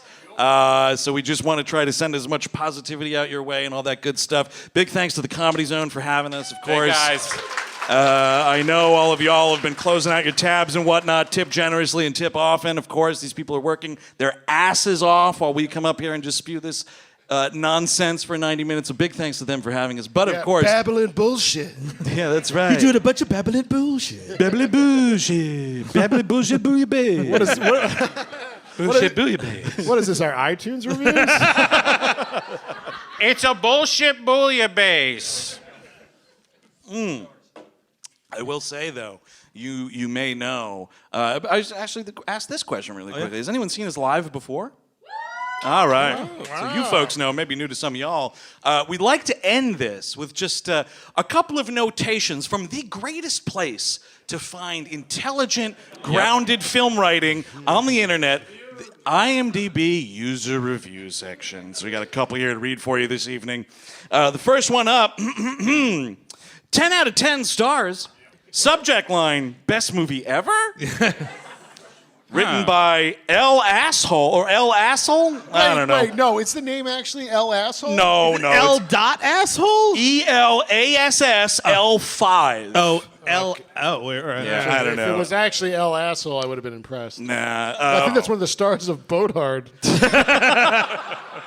Oh my God, they got L. Asshole for Boathard? Posted to the internet March the 10th, 2008. I was listening to my Depeche Mode. Fuck yes, by the way. Yeah, great band, but what? My Depeche Mode. Are they locked in the basement, Seagal style? I've kidnapped. Playing! I'm the violator now. Reach out and rip throats. Boom, dun, dun, dun, dun. My Depeche Mode. When my friend came into my apartment and threw a laser disc of Under Siege in my face. Dude, this Now- fucking rules. But hang on. Did he Just get hang on a second. decapitated? Hang on a second. A friend is barging into an apartment with a laser disc. What year? 2008. Wow. And the guy must have said, the fuck am I going to do with this? First of all, you're not writing in the New Yorker. It's the fucking IMDb news review. Yeah. You don't need to start with setting the scene. Dude, it's like recipe blogs. I don't give a fuck what your grandmother did. Tell me how to make this chicken. Yes. He threw me the laser discs, and then I incorrectly tried to put it on my turntable, and it didn't really work. I'm going to tell you that. Quote, dude, you've got to watch this. And this is the Absolutely. insane part. I put it in. Yeah, of This course. guy just had a Laserdisc deck in 2008 that he could just put something. It wasn't like I had to go to my garage. I had to get the dust off of this box, hook this stupid thing up. No. I put it in. Coming up after the game, Laserdisc Buddies, the new sitcom. Brian's got a Laserdisc of Under Siege. Laserdisc Buddies already canceled, but we are playing the episodes nonetheless. We are contractually obligated to play everything that they shot. So it gets weirder. Okay. Dude, you've got to watch this. I put it in, turned off my People Are People cassette tape. Woo! By the way, you said I put it in so much, which actually was the most popular line in Boathard. Oh, that's... I'm going to keep saying that till people leave. Okay. Did this take place on Doc Brown's fucking time-traveling train? The fucking cassette tape, the laser disc? And then Abraham Lincoln was like, cool. Marty, we got to watch Under Siege on Laserdisc. What, has Seagal become an asshole or something? Yes. Yes. Yes, he does, Marty. Moving on. Much worse, Marty. He's a traitor to our people, Marty. Cassette tape. And sat down for what I call, quote, the second coming of movie Jesus. All right. The first coming being Die Hard. Well. After this film, I asked my friend to help me to the bathroom, and this guy has to be being facetious. He's fucking around. He's fucking around. Okay. I think he baited me. Did he get hit by a trank dart? Help me to the bathroom because I had just soiled my leather pants. Okay. All right. This is the kind of movie that makes you absolutely sure that God exists and that he is in this movie. Watch it. It's what Dave Gahan would do. Who? He's the dude that sings. Oh, God. Wait, was it like I He's in imagine, Depeche Mode. I imagine somebody reading the street be like, I don't know about this movie, but this Depeche Mode band sounds pretty good. Maybe we try them. Spin a couple of them songs. Fuck the movies. All right, here we go. We got one more here for you this evening. This is a much shorter one. 1 out of 10 stars. Subject line, disgusting. By Megan 1858-4. Written May the 4th, 2021. Wow. Damn. So instead of watching Star Wars on May the 4th, Megan's watching Under Siege for the first time. You know, honestly, maybe it's a better move. Yeah. They lost me. What a disgusting movie. I thought I was going to watch a war movie. Which has all these beautiful deaths everywhere where like kids get mutilated all over the place. See, but war, it feels justified for people. But this, I don't know, it's a little much. Yeah. I thought I was going to watch a war movie, but instead, this movie is for disgusting men. We are We'd Hate Movies from New York City, everybody. Thank you so much for guys. coming Thank you out. very much. We'll see you next time, Charlotte. Bye-bye. Hey, everybody. Thank you.